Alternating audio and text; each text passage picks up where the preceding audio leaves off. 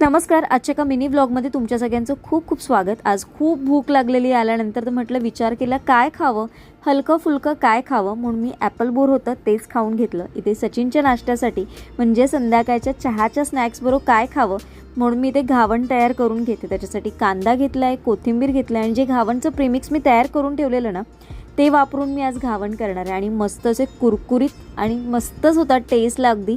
तुम्ही एकदा नक्की ही रेसिपी ट्राय करून बघा.